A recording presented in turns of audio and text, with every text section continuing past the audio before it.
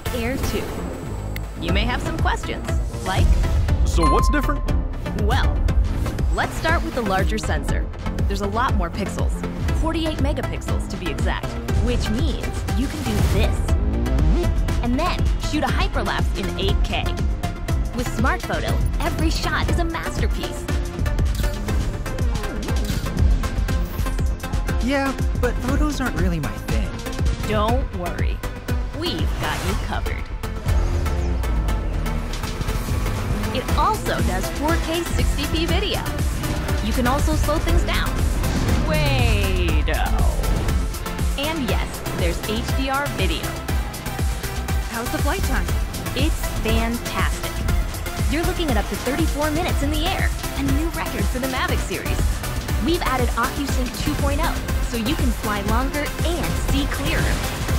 What if I'm not a great pilot? That's where FocusTrack comes in, so you can fly like a pro. Or just press a button. Here's the best part: automatic obstacle avoidance. Okay, but what do I do with all these shots? Here's an idea. Use the DJI Fly app to edit and share your moments with just a tap.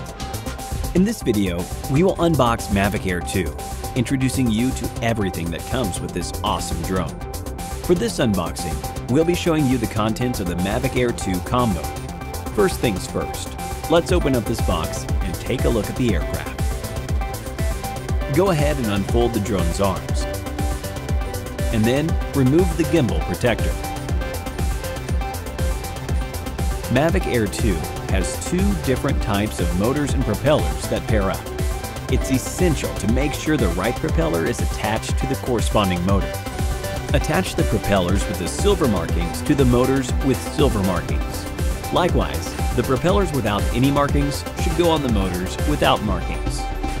Remember to check that everything is firmly attached to ensure a safe flight. Take out the control sticks from the convenient storage spot at the bottom of the controller, and then screw them in place. Extend the mobile device clamp. You'll find that's where the RC cable is stored. The cable on the right with an icon marks the end that should connect with the remote controller. The other end of the cable on the left should be used to connect to your smartphone.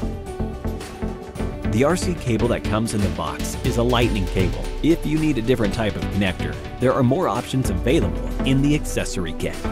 Unplug the connector with the RC icon. Then insert the new connector with an icon into the port on the right side of the remote controller. Take out the connector from the left and unwind it to the right, making sure it's behind the non-slip pads of the clamp. Place your smartphone inside the clamp with the charging port on the right side.